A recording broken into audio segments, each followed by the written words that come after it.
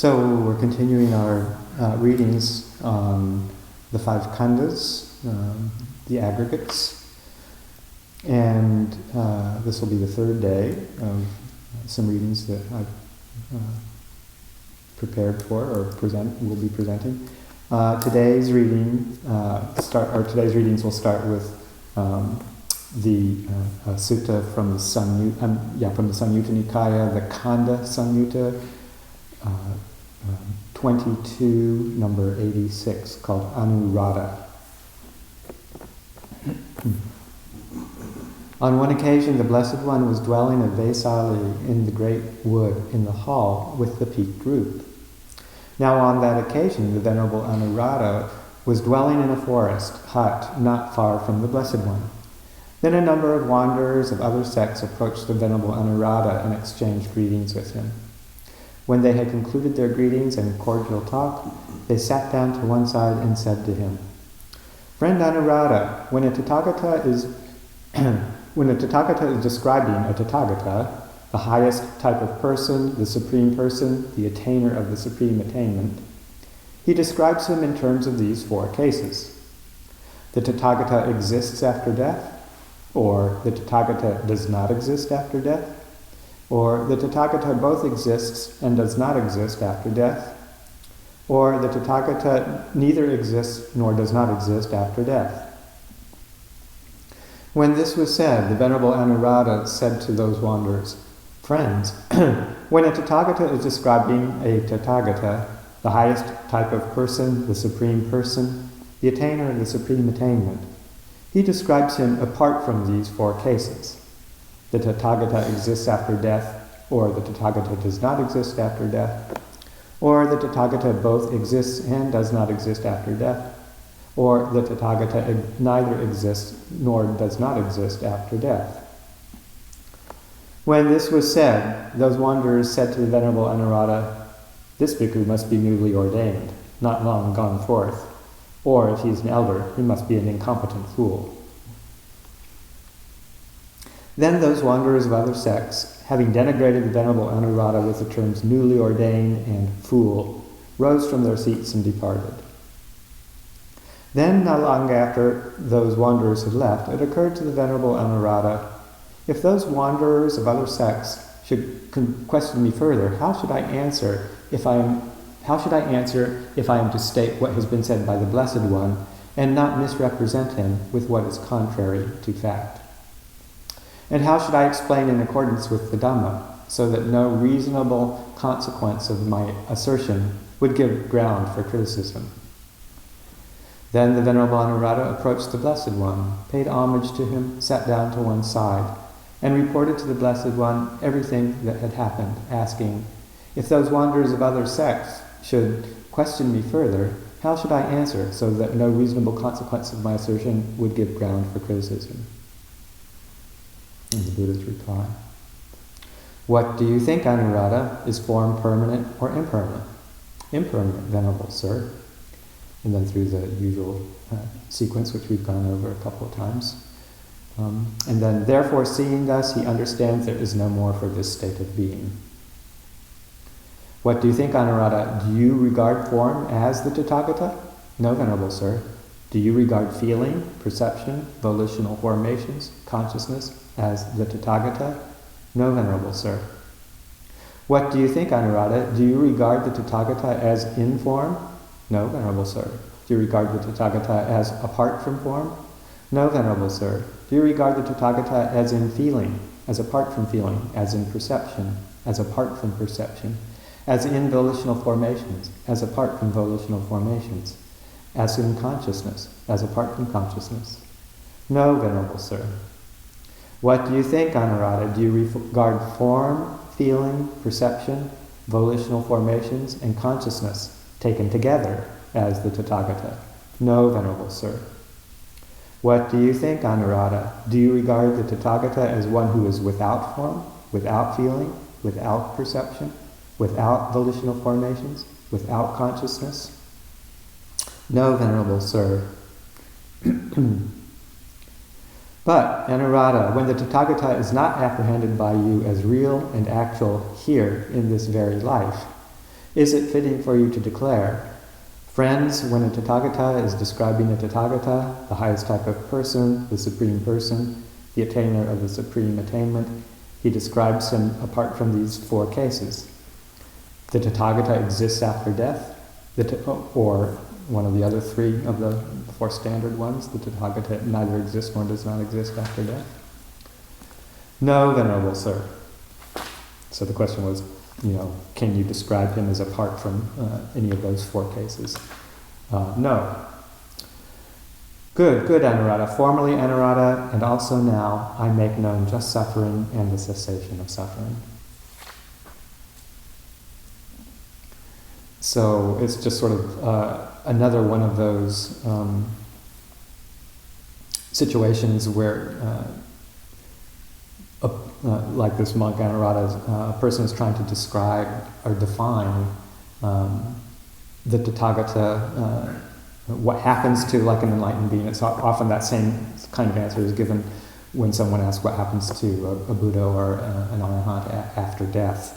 And basically, the Buddha brings them through this questioning process to see if they can even apprehend or define him as he says, real and actual here in this very life.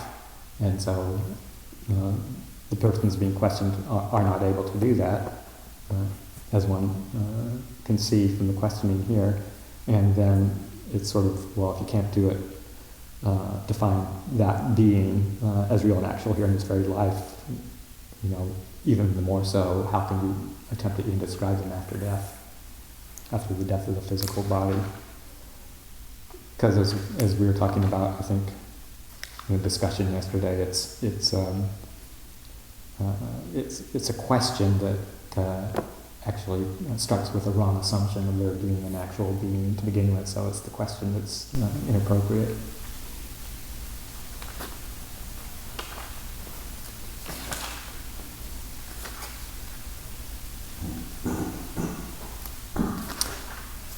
Any questions on that one before I go to the second one here, Kamaka?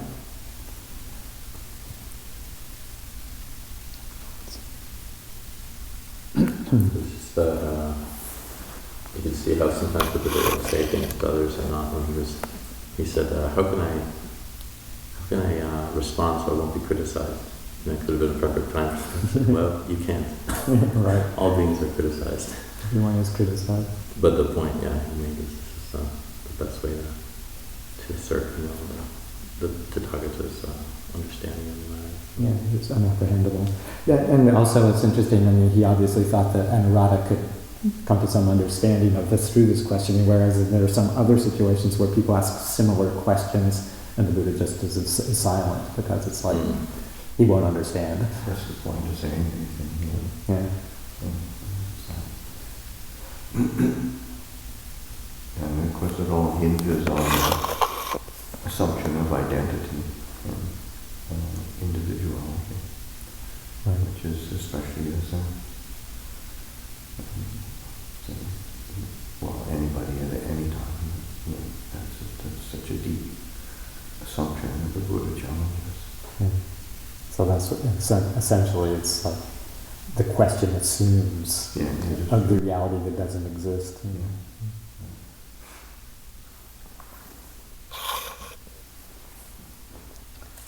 Okay, so we'll move on to Kamaka, which is the Khandas Samyutta, number 22, number 89.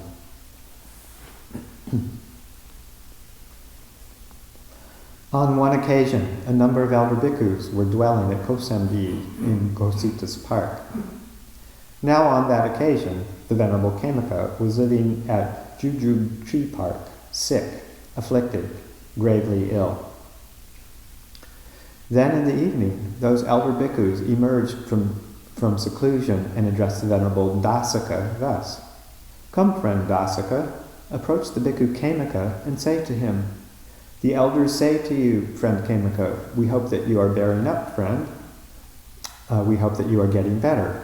We hope that your painful feelings are subsiding and not increasing, and that their subsiding, not their increase, is to be discerned.'" Yes, friends, the Venerable Dasaka replied, and he approached the Venerable Khemaka and delivered this message. The Venerable Khemaka answered, I am not bearing up, friend, I am not getting better. Strong, painful feelings are increasing in me, not subsiding, and their increase, not their subsiding, is to be discerned. Then the Venerable Dasaka approached the elder bhikkhus and reported what the Venerable Khemaka had said. They told him, Come, friend Dasaka, approach the bhikkhu Khemaka and say to him, The elders say to you, friend Khemaka, these 5 aggregates subject to clinging, friend, have been spoken of by the Blessed One. That is, the form aggregate subject to clinging, the feeling aggregate subject to clinging, the perception aggregate subject to clinging, the volitional formations aggregate subject to clinging, the consciousness aggregate subject to clinging. Does the Venerable Khemaka regard anything as self or as belonging to self among these 5 aggregates subject to clinging? Yes, friends, the Venerable Dasaka replied, and he approached the Venerable Khemaka and delivered this message. The Venerable Khemaka replied, These 5 aggregates subject to clinging have been spoken of by the Blessed One. That is, the form aggregate subject to clinging, etc., through the consciousness aggregate subject to clinging. Among these 5 aggregates subject to clinging, I do not regard anything as self or as belonging to self.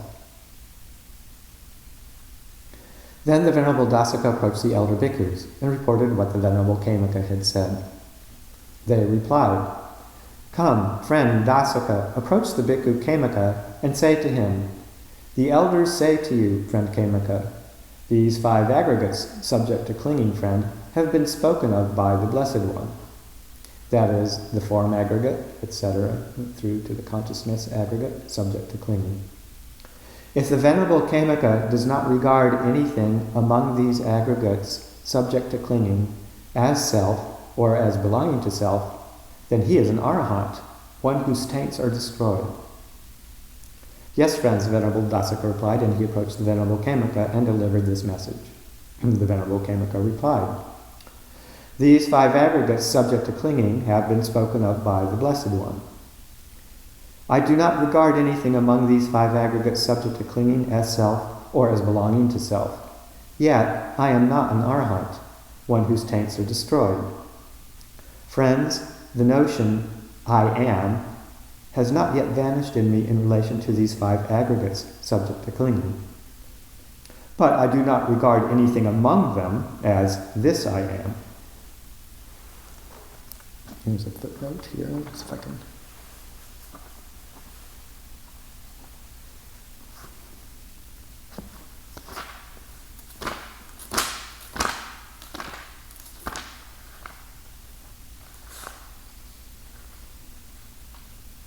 No, it's just about translations. Okay, here we this passage clarifies the essential difference between the Seka, one who is in training, and the Arahant.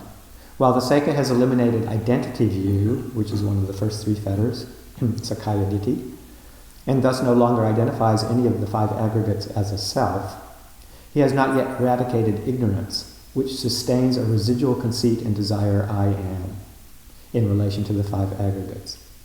The Arahant, in contrast, has eradicated ignorance, the root of all misconceptions, and thus no longer entertains any idea of I or mine. The other elders apparently had not yet attained any stage of awakening, and thus did not understand this difference. But the Venerable Khemaka must have at least been a stream enterer, and thus knew that the elimination of identity view does not completely remove the sense of personal identity. Even for the non-returner, an odor of subjectivity based on the 5 aggregates still lingers over his experience.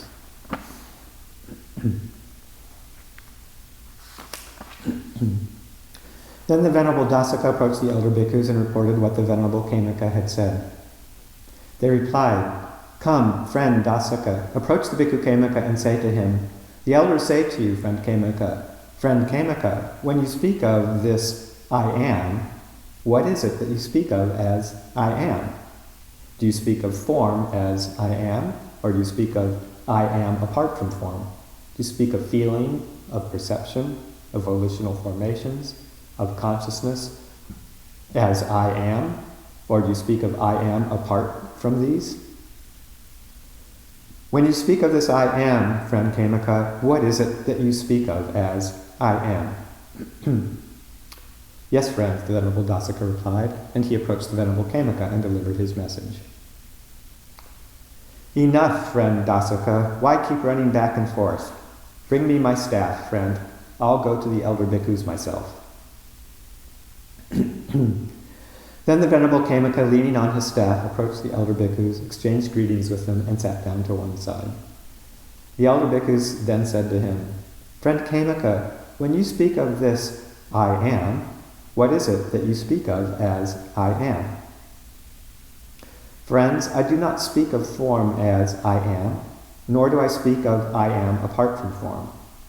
I do not speak of feeling as I am, nor of perception as I am, nor of volitional formations as I am, nor of consciousness as I am, nor do I speak of I am apart from these. Friends, although the notion I am has not yet vanished in me in relation to these five aggregates subject to clinging, still I do not regard anything among them as this I am. Suppose, friends, there is the scent of a blue, red, or white lotus. Would one be speaking rightly if one would say, the scent belongs to the petals, or the scent belongs to the stalk, or the scent belongs to the pistils? No, friend. And how, friends, should one answer if one is to answer rightly?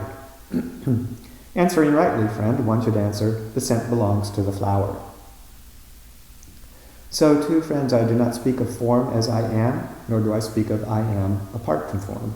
I do not speak of feeling, perceptions, volitional formations, nor consciousness as I am, nor do I speak of I am as apart from them.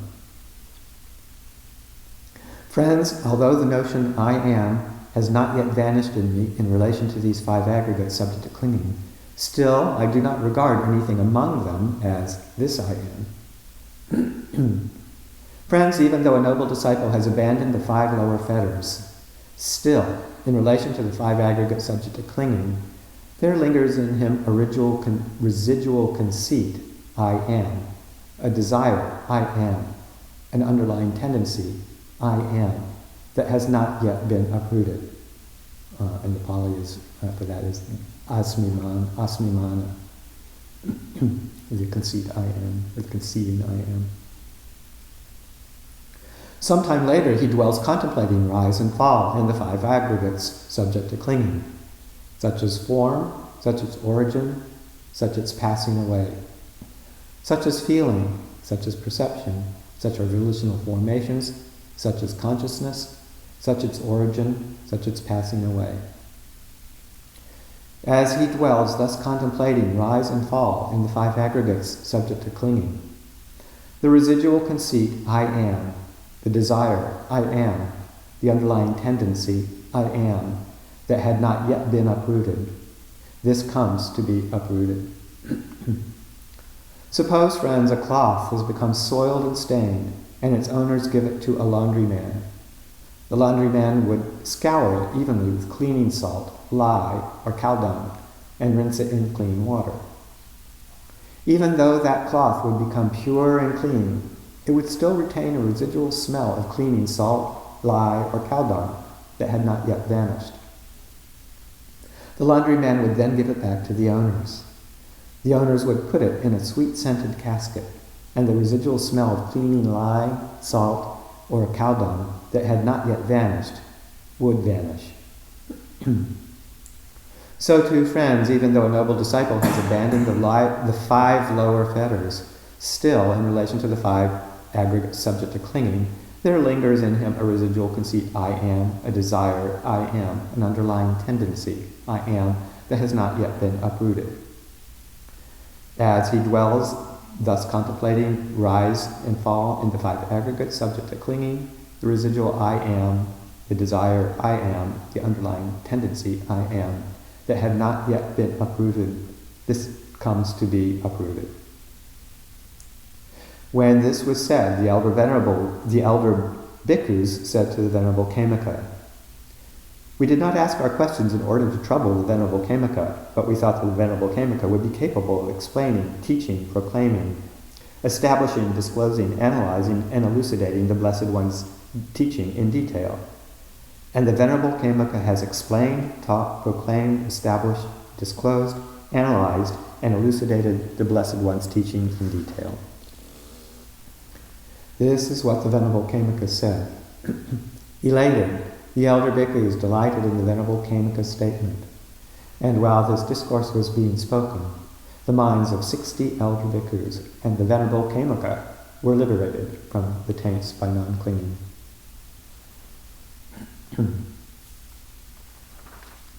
So it's a wonderful, wonderful sutta, particularly in the similes that he offers describing the difference between the fetter of Sakkaya Ditthi, personality view, and the later fetter of Asmimana, the conceit I am.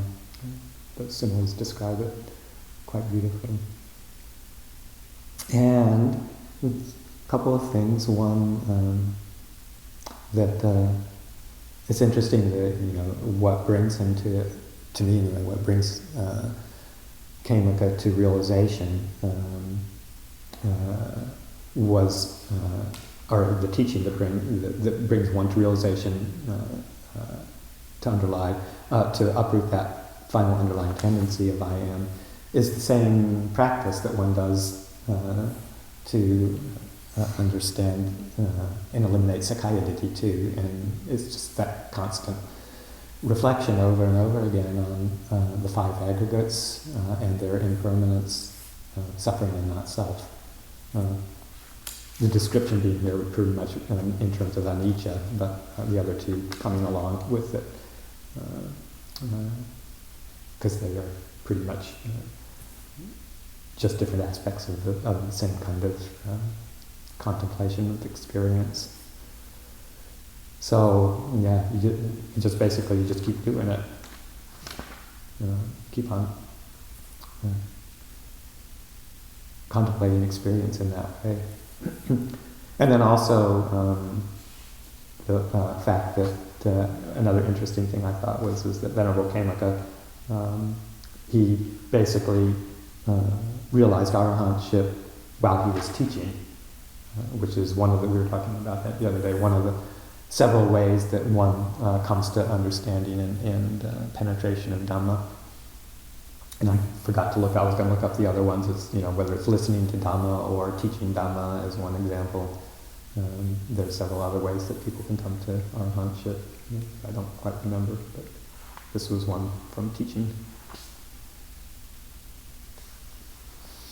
So any comments or thoughts on that? Questions?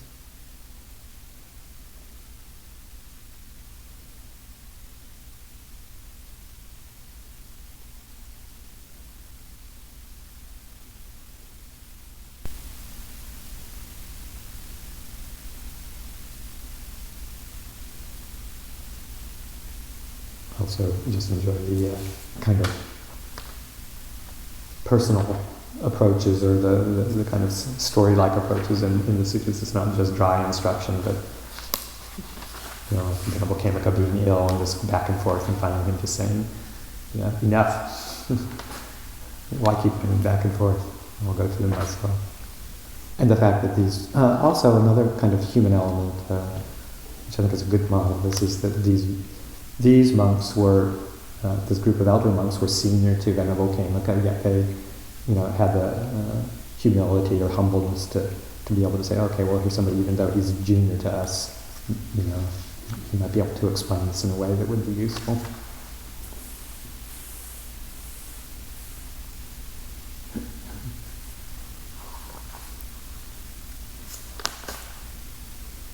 Okay. I was just going to say, do you know another one? I could do another one, yeah, I was going to, but I was also prepared to stop here if need be, but we've got 20 minutes, so. I was just going to say how that it seems like it doesn't, at first when you hear the word conceit, when you hear about this conceit I am, and it is talking about like when the Buddha talks about the sense of also like, even if you think that you're worse than others, it's still a conceit of I am comparison, and how it's such a helpful way of thinking about it, because we only think of conceit as thinking one is the tendency, at least from that word. Less it's just that it's only to think that you're better. Better, right? The word conceit. Yeah. There's actually 9 forms. Yeah, of and it. that it's like, it's the I am that is the conceit. Like, I am, fill in the blank. And you then are, if it's a comparative state of what you are, then it has to come from conceit. Right. It's any form of a view of self in relation to others. So yeah, like the 9 forms being, if you are superior, say, in some way to somebody, then having the view I am superior, or having the view I am inferior, or having the view I am equal, is a form of conceit. Yeah. Whether it's true or not. Whether it's true or not, If you are equal to somebody, or inferior to somebody, having a view of I am equal or inferior, I am equal or I'm equal or inferior. I've lost my memory. Well, it's just the 3, so... Oh, right. Like, I am equal, superior, or inferior. Even if you are equal, that's a conceit, even if it's true. And the same for if you are inferior in some way, any form of comparison, inferior, superior, equal, is all of those are forms of conceit. Yeah, the interesting, that's good. Even if you're right, you're still conceited. Right, yeah. Even if you're right, it's still a form of conceit because it's that manifestation of I am. Sometimes I prefer, because of the English way we use the word conceit, as you said, as superior, sometimes I find it, a little, I don't know, Pali language translation very well, but I would like to say the conceiving I am. So it's a conception, it's a thought of, a fabricated thought, a conceiving, the conceiving I am. Yeah, that does actually fit better. I was just thinking with the Pali, so is that, is it asamana? Is it also man? Like, it's like, because the underlying tendency is anusaya, right? Right. And then... Mana is conceit. Oh, okay. Asmi means like I am. Oh, okay, So it's the conceit I am, or the conceiving I am. Because there's like mana anusaya. Like, I think in Pali, like there's like a underlying tendency to conceit. But okay, that makes sense. And then I was wondering, is that one of the 5? Is that itself one of the 5 higher fetters? The Asmimana. Yeah, it is. Okay. So it is. One of them. Okay. Yeah, there's Rupa Raga, Arupa Raga, Udacha, restlessness, a subtle form of restlessness. Asmimana, the conceit I am, and Avijja, ignorance, are the 5 higher fetters. 5 higher fetters, right. When you say ignorance, is that ignorance of not seeing the noble truth, or truth?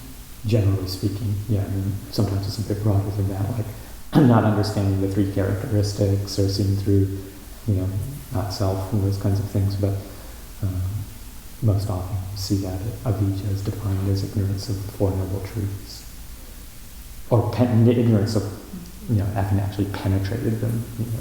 Not having penetrated completely the 4 noble You truths. would say that because you have penetrated it to some degree. Yeah.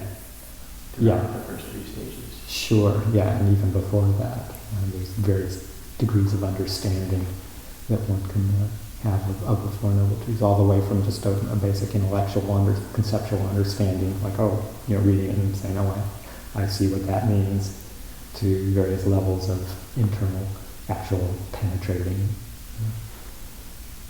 and seeing it as like the Buddha describes in the Dhammacakka Sutta, with all 12 aspects of the 4 noble truths. Yeah, because I was thinking, if you think about the 12 aspects of them, then there's 3 duties with respect to each truth. So it's like tukish,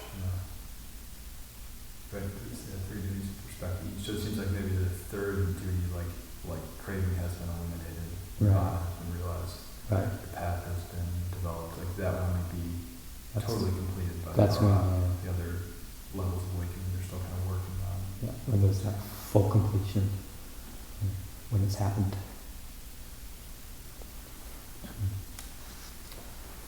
Okay, maybe I'll go ahead and do this one last one. It's slightly not in the same category of a direct contemplation of the five khandas, but to me it kind of follows on them. It's called the Kachanagota Sutta, and it's in the Samyutta Nikaya as well. In the book of causation, the Nidana Vagga, and it's Samyutta 12, the Nidana Samyutta, number 15.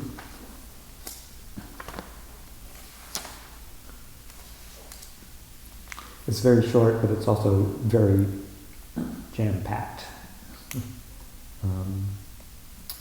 At Savatthi, then the Venerable Kachanagota approached the Blessed One, paid homage to him, sat down to one side, and said to him, "Venerable Sir, it is said, right view, right view.